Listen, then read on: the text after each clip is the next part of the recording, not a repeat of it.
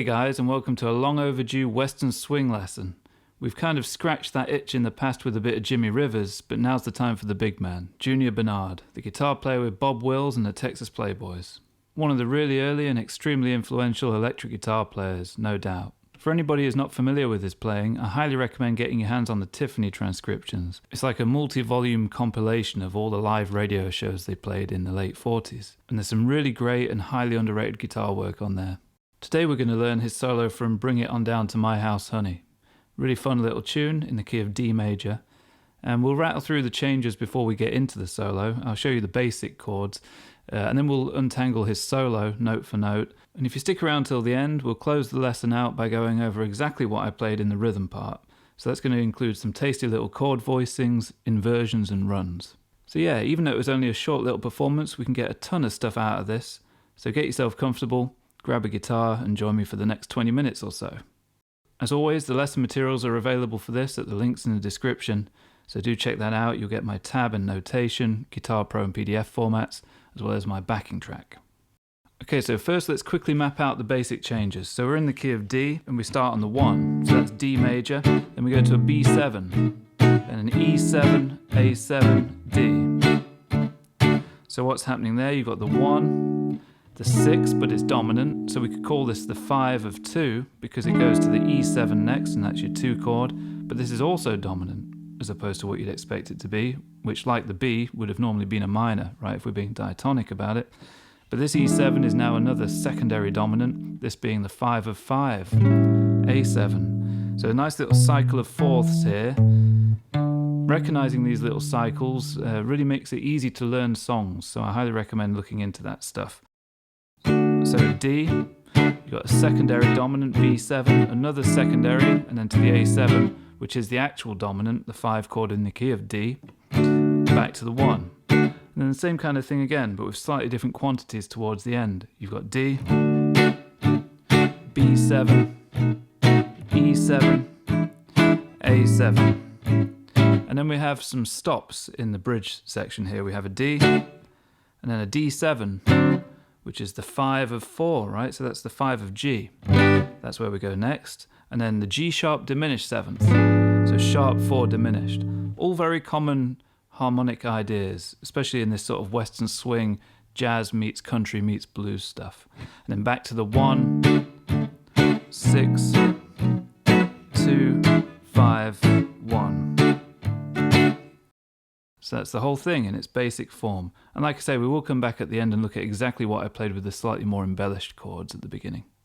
So Junior Barnard, like any self-respecting player, is really trying to target important notes from those chords as they fly by.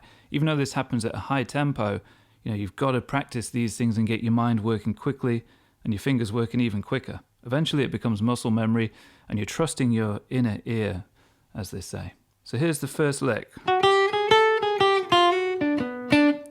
Very common little idea, using a C-shaped D major chord position.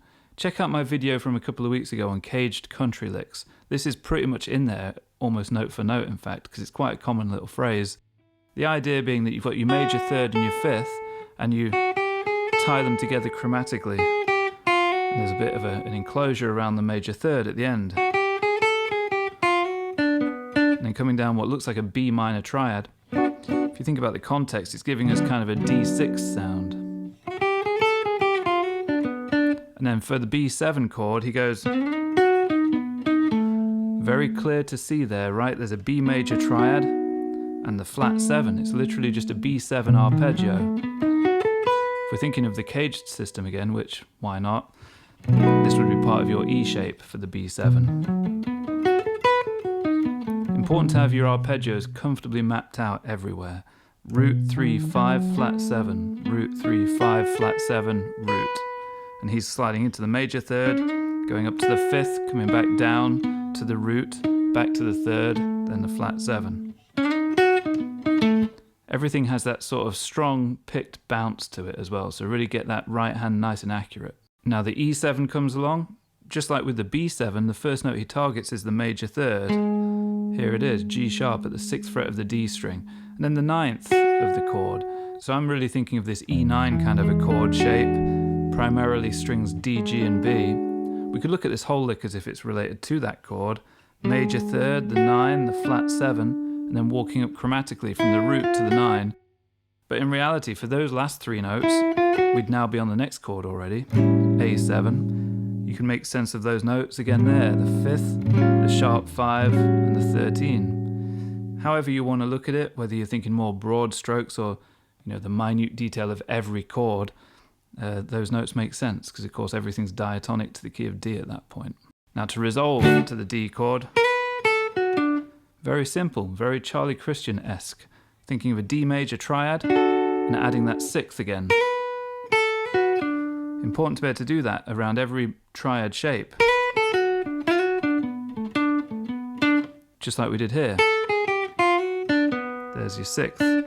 It's the easiest way to swingify any phrase, especially on a major chord. Just chuck a 6 in there.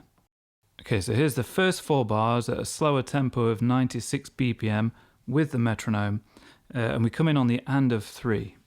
1, 2, 3.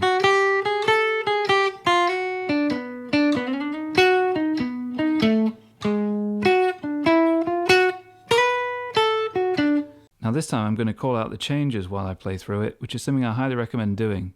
It gets the brain and the fingers aligned. 1, 2, 3. D. B7. E7. A7. D. Now we're about to start the next part of the progression, so we're back on the D chord again, and he plays one of my favourite phrases in the whole solo. Again, I think of this as quite Charlie Christian-esque, but it also has its sort of roots in country music. You can hear it quite clearly. So again, the thought process here is D major. You could be either thinking of the whole E-shaped D major chord, or maybe just the top 4 strings of that, or you might be thinking more in terms of triads. Either way, try and visualize the fact that we're adding the 6th again, just like we spoke about in the previous phrase. More of that bluesy enclosure before the major third, the minor third to the major third. Great sound. Really fun to play around with that kind of thing.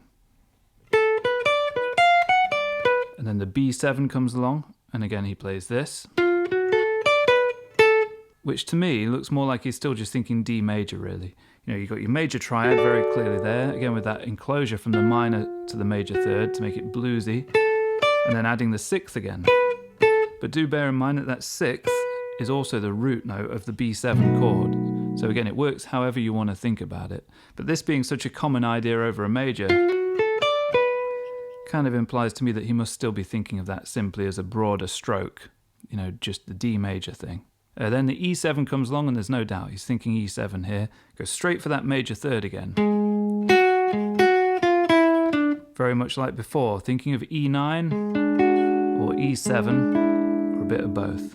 Major third, up to the 9, bouncing back to the D string. He was a fan of that kind of thing, as we'll see more of later. Chromatically down to the root, then the flat 7, and then the A7 comes along, and he plays, which again really very clearly outlines an A7 arpeggio, right?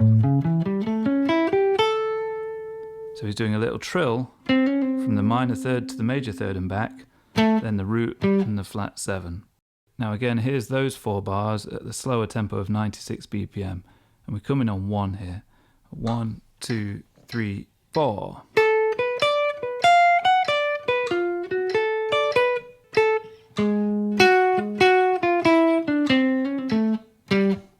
And again, I'll call out the changes while I play through it this time. This is something I really think you should do. 1, 2, 3, 4. D. B7. E7. A7. Okay, now we're on to the bridge. This is where we have those stops. D, D7, G, G sharp diminished 7. Okay, and he plays some killer stuff. Check this out.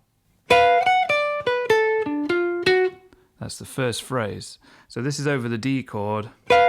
Again, this Charlie Christian-esque idea, getting this double stop here, this tritone interval. 12th fret of the B string, 13th fret of the top string. If we're thinking of the D major chord, that's the 6th and the minor third. We then correct that minor third again up to the major third. And then come down this group of notes. Again, the root, the sixth, and the fifth. Then straight down to the root. So again, he's doing that thing where he's skipping from the B string to the D string. He's obviously a fan of that. You've got to be quite accurate with your picking when you do that kind of thing. And then again, enclosing the minor third to the major third, back to the sixth. Great phrase, even on its own, that. Now we're on to the D7 chord. This would be the sixth again, or now we're on a D7. I suppose we should refer to that as a 13.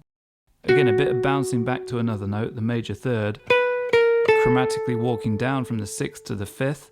Another string skip, flat 7, root and third of D7. So again, he's very clearly outlining arpeggios, isn't he? D7 with that E shape again.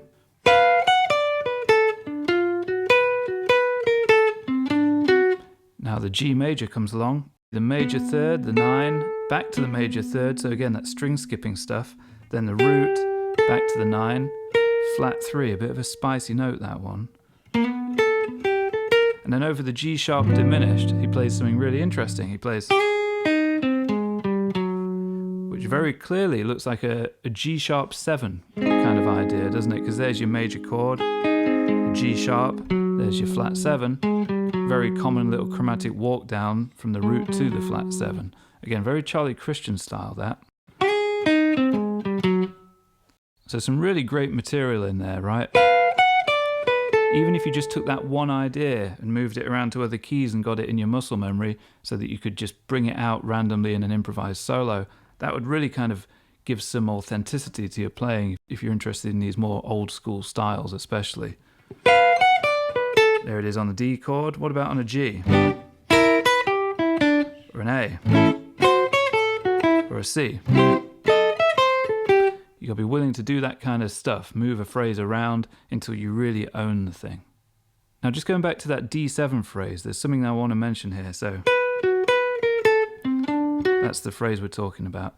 Okay, so there's something in there called a pivot, which is a really cool, interesting little idea, which is quite simple, really, when you think about it.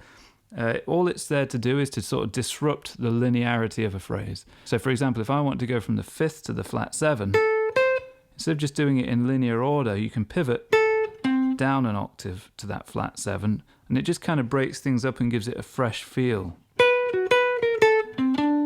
I'd recommend working on those kinds of things quite a bit.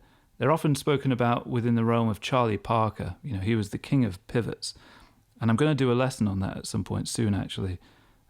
But in the meantime, practice that kind of thing yourself. Get a phrase, maybe just something as simple as root 3, 5, flat 7, and just learn to pivot at some point within the phrase. Makes it sound so much cooler. Anyway, we carry on. So now I'm just going to play that B section at the slower tempo of 96 BPM, and I'll call out the changes as we go. It's only 4 bars.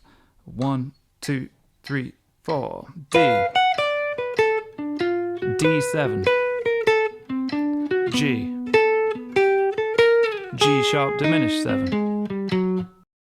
Now we find ourselves back in the A section for one last little run. D, B7, E7, A7, D. And he plays this over the D chord. A simple little idea, I really like it. Again, targeting the major third very clearly, sliding into it. And then again, skipping a string, going from the D string to the B string to grab the root. And then he slides that major third up a semitone to the 4th, and now you've got something that resembles more of a G major chord, or in this case we could maybe think D sus4 as the sort of general tonality there. And then the B7 comes along, he plays kind of a vague hint at the B7, right? You've got this stuff maybe more to do with the D major again. That kind of major 6th sound we saw earlier. But then very clearly here, hitting hard on notes from a B7 chord, the 5th and the root. And then over those quick changes from E7 to A7 and then resolving onto the D major, he plays something beautifully efficient. Now check out what you've got happening on the D string. The major third of E, with the 9 again, just like before, suggesting that E9 sound. That bottom note then moves down a semitone to coincide with the change to A7, so now we're suggesting A13, right? Because that top note isn't changing. That bottom note then moves down another semitone to the major third of D. So now we're suggesting D major. So with very little effort, we're using what we refer to as guide tones in order to carve a smooth and easy line through the changes. The third of E, the flat 7 of A, and the third of D. The guide tones are always going to be the 3s and the 7s. Over that final note, he plays, which again is very much just a D major bluesy kind of lick. Very cool. I like to throw in the extra little detail of letting that open E string ring on top. He doesn't do that, but I always like to do that. Finishing on the 6th again. And I should mention that he adds a lot of vibrato on that flat 7 of the A. Barely any time to do it at full tempo, but it's good to chuck it in. And that's it. So those final 4 bars are going to sound like this at slow tempo. 1, 2, 3, 4, D, B7, E7, A7, D. Okay, so now I'm going to run through the whole thing at that slower tempo of 96 BPM with the metronome on. I won't call out the changes this time, but you guys can shout them at the TV. 1, 2, 3.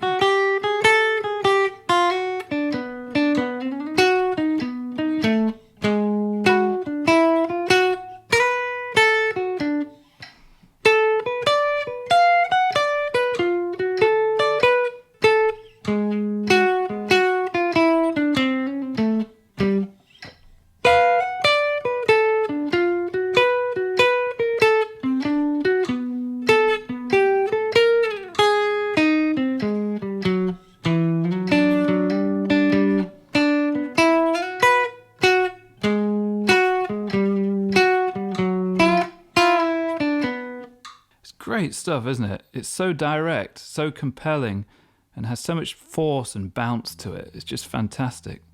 Make sure that you go in with quite a heavy pick attack, preferably using rest strokes quite often.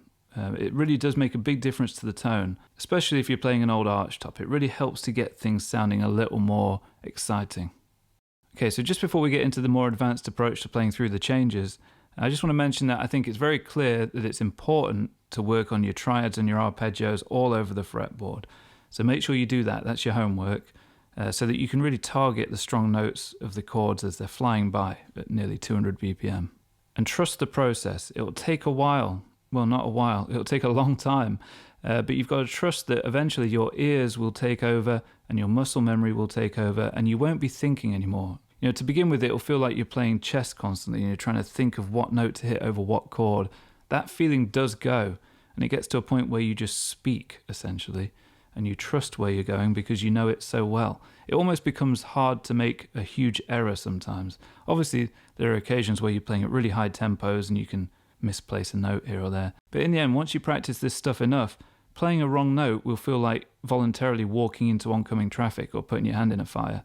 You'll have trained yourself not to do it because you'll know where the notes are. It sounds so obvious, doesn't it? But people don't like putting the hard work into it. I know that as a teacher of 20 years, but it's inevitable. You just got to do it. Okay, now onto those fancy chords. Let's look at how I played the accompaniment for the performance at the start. So for the D major chord, as we could see from the amount of time the 6th appeared in the licks over this chord, it's a strong feature of this style, so why not go straight in and play a D6 chord for the rhythm part. So this is a very common shape for the major 6th chord. It's rooted on the A string, 5th fret in this case, and I always just used to think of this as looking like an open A minor, where you put the C in the bass, move it up 2 frets and you've got your D6. So we're going to play that for 2 beats, because before we know it, we want to be getting our way towards the B7. Instead of just landing it, we're going to walk into it with a very easy chromatic idea using these 3-note voicings that I've done many videos on. Do check them out if you're not sure about 3-note voicings, but they are the bedrock of swing and jazz rhythm guitar playing, so you really want to learn them. So that's root, flat 7 and 3, that's the A7. Same deal for the A sharp 7 and then the B7, where we're going to play 2 beats before moving to another passing chord, this F7. Again, it's just a simple idea of a semitone approach to where you want to go. We want to get to the E7, so we go above it before we land it. And again, these are 3-note voicings. Root 3 flat 7, 2 beats there. Back to that A7, 3-note voicing, and then D6 9 for 1 bar. One of those great Django chords. Root 3, 6, and 9. So here's how that first 4-bar section sounds. 1, 2, 3, 4.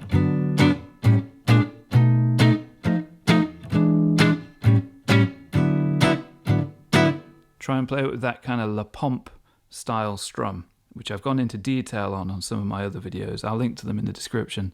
But essentially, you want the notes to be quite staccato. Let your left hand do a lot of damping. And try and accent beats 2 and 4. Now we're going to move to this really big, fat sounding voicing. D6, but with the 5th in the bass. So it's kind of like the majority of this chord again, if we took the B string away and put the A note in the bass. So you've got these 4 notes. 2 beats there. Similar thing for C7 as an approach to B7, but we're going to go extra fat and dirty on it by again putting the 5th in the bass, not instead of, but as well as the root.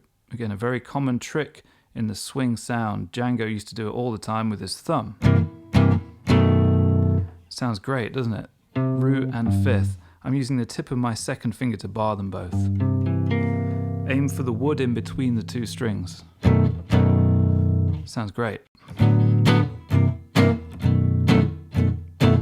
In fact, we only stay there for 2 beats because, again, we're on the move and we're going to move up to this B9 chord, first inversion.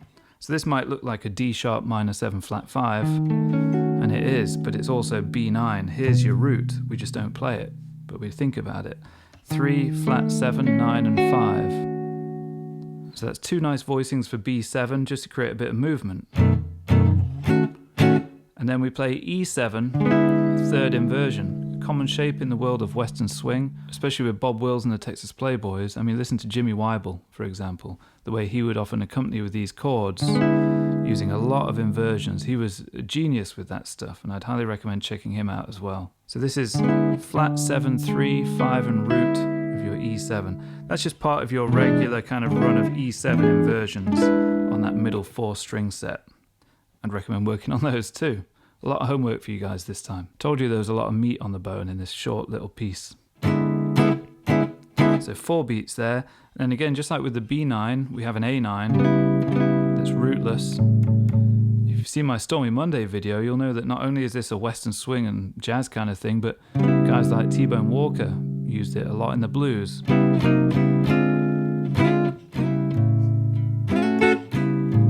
Great sounding thing. We only do 2 beats there, and then we move to A7 with a sharp 5. It's that 3-note voicing again, but with a sharp 5 as our chosen little decorative note of colour. To lead us beautifully, a bit of voice leading here, to the D major, or in this case the D6. And we just hit that once for that stop at the beginning of the B section. And then D9, where we had a D7 in the bass, it changes. You know, a D7, 3-note voicing, you chuck a 9 on, now you've got D9, bar all the way to the top string to bring the 5th in, now you've got a really common voicing.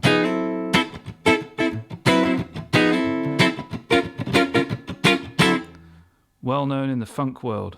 Okay, and then G6, so think of this 3-note voicing here, root, 6, 3, and bring the 5th in on top on the B string there. Do make sure that you're killing the A string. You'll see on the tab sheet for this that I've put X's in for the strings that need to be muted out in the left hand. That's an important detail. Just as important as the notes you are hearing are the ones you don't want to hear. Then G sharp diminished 7. Same string set. Root, X, 3rd fret, 4th fret, 3rd fret. Letting this first finger do this partial bar here. And then we're back to the changes from before to finish the final A section. but as with all of my lessons, we're going to look at a new way of doing it instead of just recycling what we did before. We're going to play a D major 3-note voicing, the spread triad. That's your 5th, X again, kill that, 3rd and root, brilliant voicing. Then a little approaching passing chord to the B7, so A sharp 7 to B7, and then B9 again, just like before. And then we're going to go E7 with this full kind of C shape. Sorry, I think it's slightly flat. This full E7 shape, and then A13 again, like before. You've got your root, your flat 7 and your 3rd, but instead of the sharp 5, we're adding a 13 this time. And then we're going to finish with this, back to this D over A again. Pretty cool, little bit of melody in there, right?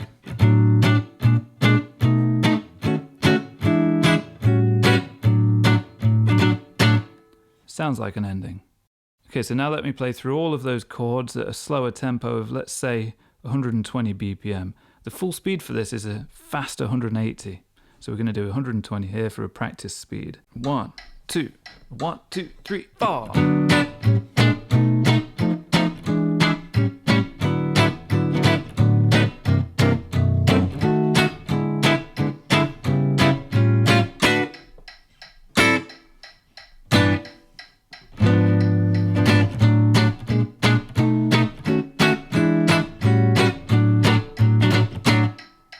Fun little piece to play. Okay, so for a bit of tone talk, it's pretty simple really. This is my 1958 Gibson ES175. I was on the neck pickup the whole time, volume and tone all the way up. I was using a Blue Chips STP60 pick, but any kind of thick pick will do. And I was running into my 1969 Fender Deluxe Reverb with the volume at 4 and the treble and bass at 3. No reverb on there. I added a tiny little bit of room reverb in Logic Pro just to make things sound a little less sterile, and that's it. Oh, and the strings on this are Tomastic 12 gauge flat wounds. So yeah, a great solo to learn if you want to steal some new licks. Do check out some of the Bob Wills and the Texas Playboy stuff. Junior Barnard's guitar playing goes so much under the radar, but he was such a pioneer in this style. You know, he was one of the first guitar players to use overdrive on purpose as well. He had a pretty interesting little setup you might want to read into. I reckon I'll make a playlist of my favourite Junior Barnard solos for the Patreon crew. So yeah, if you're interested, keep your eyes peeled for that. And I want to feature more Western Swing on this channel. It's one of my favourite styles from that era. So expect to see more pieces on Junior Barnard, Jimmy Rivers, Jimmy Bryant and George Barnes, you know, players of that ilk. Okay guys, so I think I'll leave that there.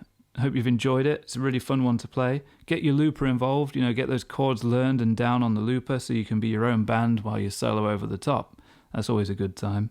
Oh, and while that's looping for you, why not hit the subscribe button or the like button or leave a comment? All of those things are massively helpful to me and I really appreciate them.